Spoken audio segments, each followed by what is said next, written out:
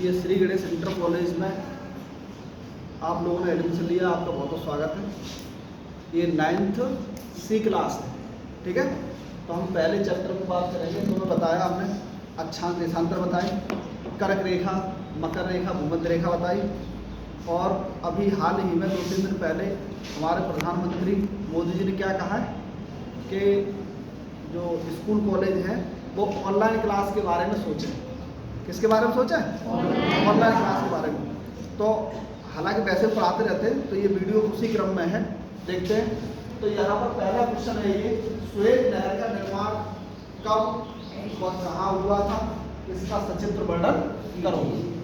इसका सचित्र वर्णन करो। इन्हें एक बार पहले दिखा दो सबको, पूरी टीम को धीरे धीरे कर दिखाओ, ठीक है। तो अगर ये टीम अपना वीडियो पर देखती रहेगी तो इन्हें लगेगा कि हाँ हम भी तो क्लास में नहीं है, तो वीडियो मिल जाएगी, क्या पढ़ाया था उसका वीडियो मिल जाएगा, ठीक है। देखो तो पहले बढ़ा के दिखाओ। यहाँ पर आप ये क्या है, स्वेज नहर की बात कर रहे हैं। किसकी बात? हाँ, स्वेज नहर। अब स्वेज नहर है कहाँ पर? सवाल आता है कि स्वेज नहर है कहाँ? स्वेज नहर तो कौन से देश में है बोलो? मिस्र में। मिस्र में कहाँ है? मिस्र कौन से महाद्वीप का हिस्सा है बोलो? अफ्रीका महाद्वीप। पहले बेसिक जानकारी जान लो, कौन से महाद्वीप का हिस्सा है? मिस्र को किसानों का देश भी कहा जाता है। क्यों कहा जाता? क्योंकि यहाँ के अधिकांश लोग कृषि करते हैं, इनकी जीविका किस पे चलती है? कृषि पे चलती है। कोई दिक्कत? अगला, अब स्वेज नहर बनी कब थी? तो 1869 में। 1869 बोलो, 1869 में बनी। अच्छा बताओ, भारत में 1869 में 2 अक्टूबर 1869 किसका जन्म हुआ? किस महापुरुष का जन्म हुआ है? हाँ सही है, गांधी जी का जन्म हुआ था। तो उसी साल, उसी वर्ष स्वेज नहर का निर्माण हुआ। कोई दिक्कत? मेरी बात समझ में आई? बोलो हमारे साथ बोलो, स्वेज नहर का निर्माण कब हुआ? कौन से देश में? कौन से महाद्वीप में? ठीक। कहाँ के इंजीनियरों ने बनाया था? फ्रांसीसी। कहाँ के इंजीनियर बनाया इसको? तो अपना नदरई का पुल कहाँ के इंजीनियर ने बनाया है? फ्रांसीसी। अपना नदरई का पुल 1876 से लेकर के 1885 के बीच में बना है, जिसको बोलते हैं एक्वाडक्ट या झाल का पुल या नदरई का पुल, ठीक है। तो ये बना था 1876 से लेकर 1885 के बीच में। देखा सबने? ठीक, बहुत बढ़िया। ऐसे ही क्या है स्वेज नहर। अब आता है स्वेज नहर को मानचित्र में दर्शाना, ठीक है। इधर देखो, स्वेज नहर ये है लाल सागर, रेड सी। कौन सा? लाल सागर को क्या बोलेंगे? रेड सी। और ये है भूमध्य सागर, मेडिटेरेनियन सी।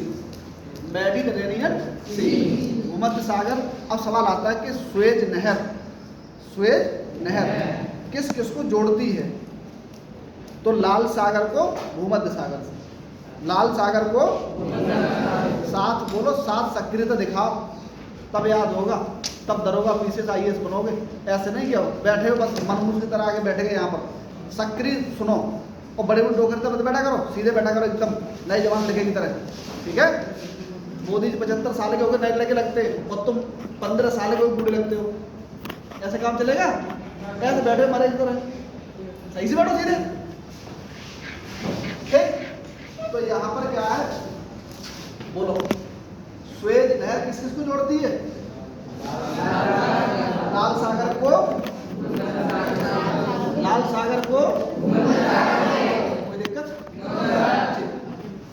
स्वेज नहर पर जो बनी है उसमें स्वेज लाल सागर के तट पर कौन सा बंदरगाह बोलो? स्वेज बंदरगाह। यही सवाल, यही प्रवक्ता भर्ती में सवाल आया था कि स्वेज नहर जहां भूमध्य सागर में खुलती है वहां कौन सा बंदरगाह है? Port Said. कौन सा बंदरगाह है? और लाल सागर में खुलती वहां पर कौन सा शुरू होती? तो स्वेज। कौन सा है? और भूमध्य सागर बोलती वहां पर कौन सा है? पोर्ट सईद, शहीद नहीं, सईद, सईद, बोलो बोल सर, पोर्ट सईद कहाँ पर है? भूमध्य सागर में, लाल सागर में? बोलो, पोर्ट सईद कहाँ है? भूमध्य सागर में। और सुएज कहाँ है? ध्यान रखो। अब आएगा ये कौन सा महाद्वीप है? ऊपर का कौन सा होगा? ठीक, बहुत बढ़िया। तो सुएज नहर किस किसको अलग करती है? बोलो, अफ्रीका को एशिया से अलग करती है। जोड़ती किसको? लाल सागर को भूमध्य सागर से जोड़ने वाली नहर का नाम बताओ। बोलो, सुएज नहर। बोलो, किस किस को जोड़ती है? भूमध्य सागर को किस किस को अलग करती है? अफ्रीका को एशिया से अलग करती है। बहुत बढ़िया, वेरी गुड। अच्छा, अब सवाल हम लोग यहाँ पर आए। अब बताओ कौन से देश में? मिस्र में। मिस्र की राजधानी काहिरा है। कौन से महाद्वीप में? बनी कब थी? कौन से इंजीनियर से कहा गया? कोई दिक्कत? बताओ। अब सुएज नहर सवाल आए, पहले सुन लो। ये है हमारा इंग्लैंड, इसको थोड़ा बता देते, ठीक है? कौन सा हमारा? इंग्लैंड।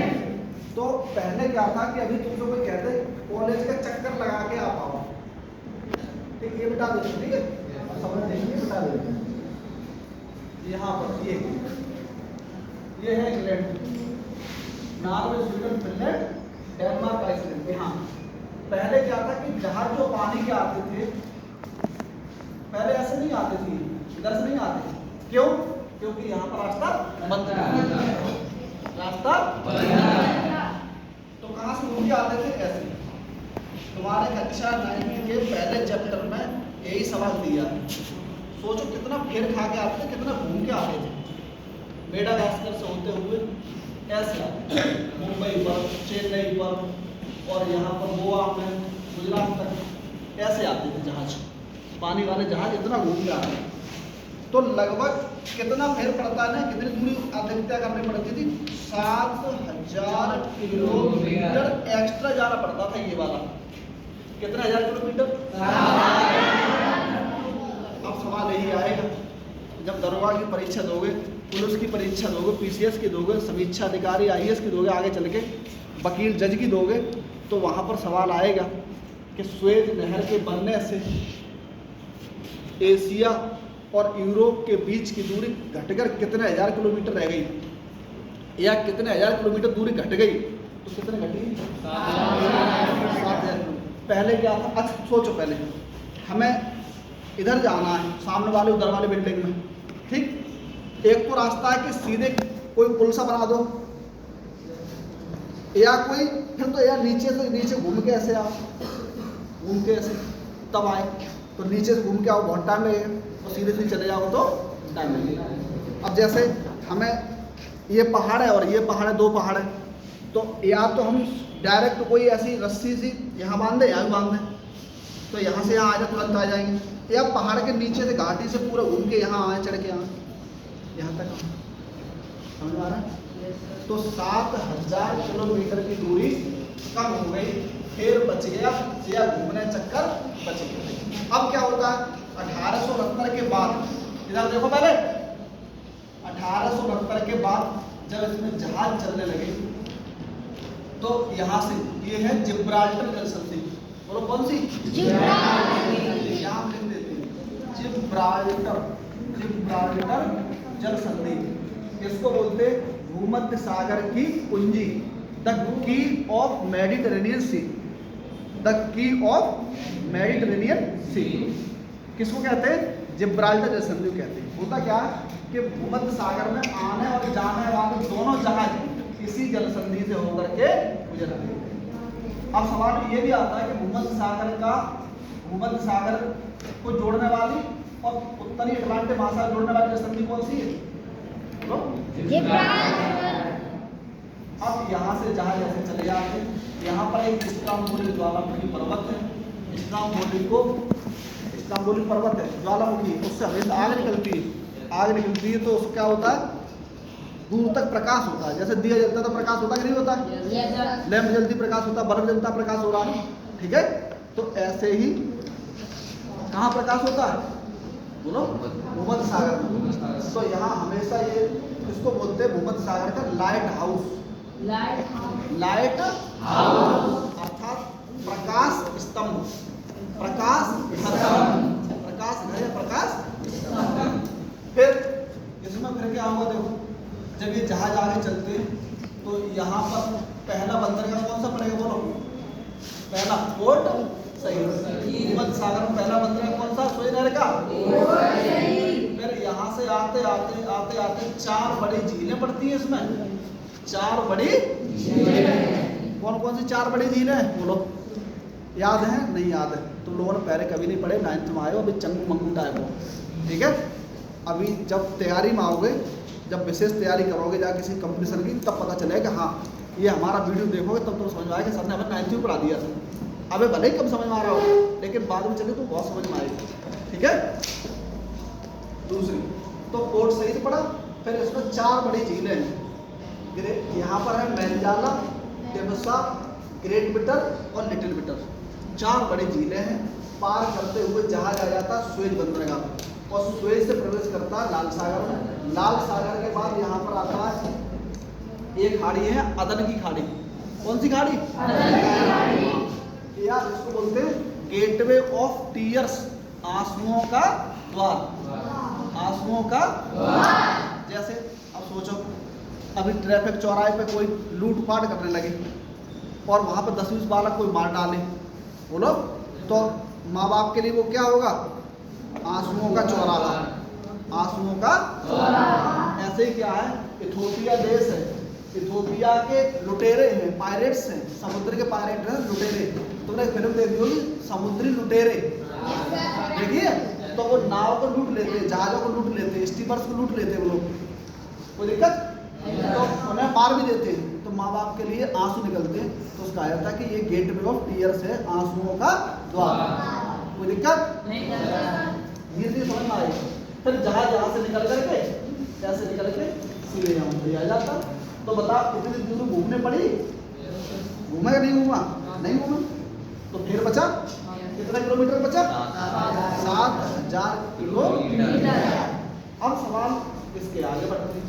सन 1956 बोलो, सुएज नहर का राष्ट्रीयकरण हुआ, सुएज नहर का राष्ट्रीयकरण। कोई दिक्कत। अब एक बार हमारे साथ रिवीजन कर लो पूरा, और ये सुएज नहर का रास्ता साफ हो जाएगा। और सुएज नहर किस किस को जोड़ती, किस को अलग करती, ये सब बातें बता ले जाओगे। तो बोलो, सुएज नहर कौन से महाद्वीप में, बोलो, अफ्रीका महाद्वीप। कौन से देश में, कब बनी थी, कौन से इंजीनियर, किस किस को जोड़ती है, भूमध्य सागर के तट पर कौन सा बंदरगाह, लाल सागर तट पर कौन सा बंदरगाह, किस किस को अलग करेगी, इसके बनने से कितना किलोमीटर दूरी कम होगी, इसका राष्ट्रीयकरण कब हुआ था, बहुत बढ़िया, वेरी गुड। मिलते हैं नेक्स्ट क्लास में। जय हिंद, जय भारत।